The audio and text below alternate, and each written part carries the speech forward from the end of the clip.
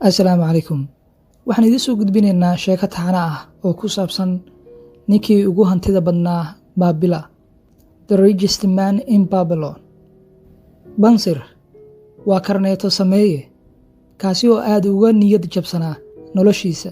Haddii uu geesaha eegay, waxa uu muuqanaya dadka gurigiisa yar sida murugada leh u eegaya, taasoo ay ka muuqato saboolnimada haysata. Waxaa kale oo u muuqda halka uu biraha ku tumayo iyo karneetada uusan weli dhamayn samayntiisa ee meesha u taalla. Xaaskiisa ayaa marar badan iridka guriga soo istaagaysa, eegmadeeda daruufeysan ayaa laga dareemi karaa hadalka ku duugan oo ah raashinkii inuu dhammaaday, lagana sugayo inuu dhaqso u dhammeeyo karneetada si uu u soo iibiyo dadka lacagta uu ka helo, reerkana u keeno cunto ay karsadaan. Si kastoo ay tahayba, jirkiisa oo aad u qara weyn, xoogga iyo muruqa ka muuqanayo ayuu darbiga isku tiirinayaa. Maskaxdiisa tabarta daran waxaa ka dhex guuxaya weydiimo oo ugu warcelin layahay. Qoraxda kulaylka ah ee lagu yaqaan dooxada webiga Furaat ayaa dhakada ka garaacaysa si weliba naxariis daro ah. Dhididka ka shubmaya garkiisa ayuu daad ahaan ku sii marayaa, asaga oo sidii qulqulka ugu sii shubmaya kaynta timaha ah ee laabtiisa ku taalla. Dhanka shishe ee gurigiisa waxaa ka muuqanaya guriga boqorka ee aadka u qarada iyo quruxda weynaa. Dhinaca kale haddii uu eegayna, waxa uu muuqanaya qasriga daruuraha ku dhex jira ee guri diimeedka magaalada ah. Qasrigaas hooskooda ayaa waxaa ku dhex yaalla gurigiisa aadka u yar iyo guryo kale oo ayaguna aad u sabool ah, falxumana ka muuqato. Magaalada Baabila oo dhan ayaa sidaasi u dhisan, qasriga cirka ku dhowaaday iyo buulal dhulka ku dhegan, dad hantiduna ka tiro badatay iyo sabool aan cunto heli karin. Dhammaan waa la isku dhex qasan yahay, iyagoo aan wax qorshe ah iyo qaab ay u kala degan yihiin aan midna lahayn, ayaa dhammaan derbiyo korka sare looga wada hareeyay magaalada oo dhan si derbiyadaasi difaac ugu noqdaan. Gadaashiisa haddii uu u soo jeestay, waxa uu muuqanaya gaari faraseed ay wataan dad hantiilayaal ah, kuwaas oo dadkii seelada ka ganacsanayay iyo saboolkii cagaha caddaa ay dhammaan u wada baneeyeen waddada ay marayeen.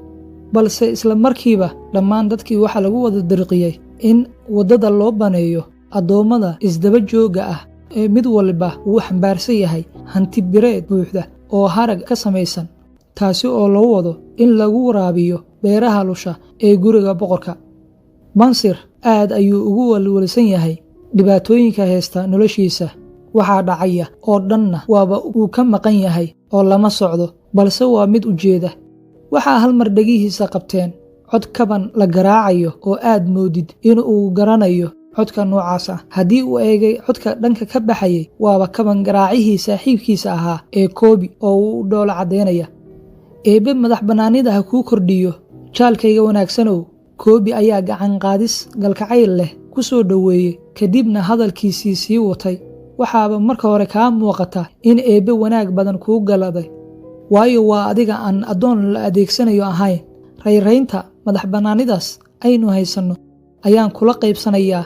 Boorsadaada in ay cayilan tahay way ii muuqataa. Intii aad gacanta gelisid, iga sii 2 shilin bireed oo amaah ah oo aan hubo in aan kuu soo celin doono habeenka iidda ah. Ma aad waayi doontide, oo waan hubaa in laguu soo celin doono. Bansir ayaa hadalkaasi si murugo leh ugu warceliyey. Jaalkayow, haddii aan haysan lahaa 2 shilin bireed ah, cidba ma anaa amaahin lahaa, adigaba aad ahaatide. Kuma amaahiyeen, hantida keliya aan haysto ayay ii ahaan lahayd. Qofna hantida uu haysto oo dhan cid ma amaahiyo, cidda uu u dhowba ha ahaatee. Koobi ayaa qayliyey, isaga oo ka yaabay hadalka Bansir, kadibna hadalkiisa sii watay. 1 shilin bireed ah ayaad la'dahay, haddana halkan ayaad sidii taaladii meel u tiirsan tahay. Maad dhammaystirtid kareetadan? Miyay jirtaa si kale oo carruurtaada aad cunto ugu heli karto? Sidii aan kugu aqaanay sidaan ma ahayn jaalkayow. Meeday howlkarnimadii kaa buuxi jirtay? Ma wax baa kugu dhacay? Ma jiro ayaa ku haleeshay? Bansir ayaa yidhi, maya, ee riyo ayaa i haleeshay. Sidaan ayaan ku riyooday. Riyada aan arkayo waa aniga oo ah nin aad loo weyneeyo.